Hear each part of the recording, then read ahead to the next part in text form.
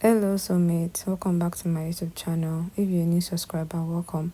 If you're a returning subscriber and a returning viewer, thank you for sticking to my channel. So in this video, I'm going to be teaching us how to draft and cut this halter neck maxi tiered gown. So this was actually a requested tutorial. So I'm going to be showing you the step-by-step process on how to go about cutting and drafting it. So please stay tuned till the end of the video. And also don't forget to hit on the subscribe button, comment, like and share. So now let's get right into it. So before we start drafting, I'm going to be explaining a few things. So this style has like about 3 steps, so let me say 3 layers. Do you get? You can see the first one, the second layer and the third one. So now you need to determine the length you want to work with. So let's just assume that the length of the maxi gown is about 60 inches. It's an assumption. Do you get? Let's assume that it's 60 inches. So now you need to determine the length of the first layer. You need to determine how long you want the first layer to be. Do you get? So now I'm just going to take my tape rule and measure what I have on the pattern paper. This is just an assumption. Do you get? So let's assume what I had on the pattern paper is 31 inches. Do you get? So this would be like the length for the first layer or the first step or something. So now you need to determine how long the second layers will be and the third layer. The second layer can be longer than the third layer. Do you get? Or the third layer can be longer than the second layer. Do you get? Just depends on how you want to switch it up. So for the second layer, remember that we have 31 inches for the first layer. You just say 31 inches minus 60 inches. So that's supposed to give me we have 29 inches left. So I'm assuming that for the second layer I'm using 20 inches. Sorry, I'm supposed to write 10 inches instead of 20. It's just an assumption. So that means the third layer is supposed to be 19 inches. Sorry, I wrote 29 inches there. So just ignore what I wrote for the second and third layer. So this is what we'll use to draft out this style. So before the shoulder line, I left about 5 inches upward. Before the starting line. This is because it's an halter neck, and this one is not, you're not going to be tying it. So it has, probably you use a button for it, or you use hook and eye or something for it. So that's why I just left about 5 inches first. So I've gone ahead to place the horizontal lines, the shoulder line, the chest line, the bust point line, the under bust, the waistline, the hip line. You can see the hip line and the length of the first layer tickets. I'm going to be placing half of our shoulder measurement on the shoulder line and on the chest line. So I'm just going to be reading a straight line across, just as you can see. So the neck width is about 3 inches, and I used 1 inch for shoulder slope. I'm just going to go ahead and connect it. So you're going to get the midpoint, then you come in by half an inch. So you connect the points together to get the armhole, just as you can see. So up next, you are going to be placing half of your bust span on the bust point line all through to the length of the gown. So then you roll a straight line across, just as you can see. So for the contouring of the under bust, I use about 0.75 on both sides. So whatever you have, you mark it all the way down, just as you can see. Then you take your ruler to connect all the points together, and you connect to the other side as well, just as you can see. So next up, you are going to be connecting it to the bust point this way. Just use the coffee part of your ruler to connect it this way, just as you can see. So next up, you are going to be placing quarter of your bust measurement on the chest line. So for the waist, you might want to do a little bit of snatching. Do you understand? Yes, because you can do snatching for the back. Yes, if you want, if you don't want it. So let's say I'm snatching it by 2 inches. Let's say I assume the waist I'm working with is 30 and I'm snatching by 2, so I'm going to have 28 inches. So I added 7 plus 7 inches for the waist, then the dart intake.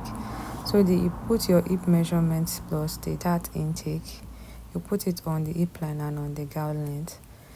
So you go ahead and connect all the points together, just as you can see. We are using a princess dart. So you get the midpoint of your hammer, you get the midpoint, then you connect it to the bust point using your ruler this way. You connect it to the bust point, then you come down by 1 inch for tightening of it, then you connect it to the bust point again. So you make sure that you extend the line outward a bit after the armhole, you can see. Then you mark that 1 inch at that point after the armhole, then you connect it. So that's going to be the new armhole curve. So this is so that you don't have shortage, so that everything is going to align when you are sewing. That's the reason for doing the extension of 1 inch. So we are going to go to the neckline. So you are going to be connecting it to the bust point this way. Just connect it to the bust point this way, just as you can see. So now I'm marking about 1.5 inches there. Just mark it down. Then you are going to be connecting it to the first dart leg of the princess dart. So you connect it to the first dart leg. So bear in mind that it has an extension, but when I'm drafting the back, I'm going to get the measurements of the extension. Do you understand? So that's why I still left that part this way. So you want to do a little bit of tightening for this part. Just roll them slanted lines. Then on both sides of the line, you can just mark about 0.25. So this tightening is so that it doesn't gape, it doesn't look as if there's an excess. So by the time you are cutting, you're just going to be closing this part up. Do you understand? So now I want to move to the back pattern. Yes, because we're almost done drafting the front. So for the back, I already have the chest line, the waistline, the hip line, and the gown length. Just like same that I have for the front, it's the same thing I have for the back. So now I'm going to place the shoulder measurements on the shoulder line and on the chest line. So I'm going to go ahead and roll a straight line across, as you can see. So the neck width I use is 3 inches and the neck depth is 1 inches. I'll just go ahead and connect the points. Then 1 inch for shoulder slope. So connect the points as well. So now you get the midpoint. Then come in by half an inch. So you just connect it to that point. Then use the cover part to get your armhole, just as you can see. So next up, I'm just going to be placing the nipple to nipple measurement just to get a dart line for the back. So you place it all across, then you go ahead and roll a straight line, just as you can see. So then the dart intake on both sides is about 0.5 inches on both sides. So in total, that is 1 inch. So you just go ahead and connect all the points together. You roll a straight line. Then do that for the other side as well, just as you can see. So next up, we are going to be placing quarter of your bust measurement on the chest line plus the dart intake. Your waist measurement that you snatch plus the dart intake. If you do not snatch, you put it your actual waist measurement, your hip measurement plus the dart intake. So whatever you have on your hip measurement, you mark it on the gown line, on the gown length. So you just go ahead and connect all the points together this way, just as you can see. So now you know it's backless. So now at the center back below the chest line, I came down by 1 inch. So I'm going to be connecting it to the chest line by the side. So you can see what I'm doing. Just connect it to the chest line this way. Connect it to the chest line. You know it has this tightening at the back. You are going to be using rope. So I came down below the waistline by 4 inches.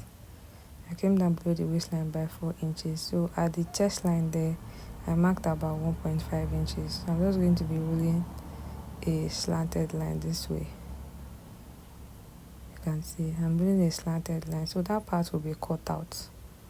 It's going to be cut out. So the other part is going to be cut out. Then you can add zebra allowance at the ending part. So I'm just going to be marking 0.5 inch just to indicate that this is where your rope is going to be inserted.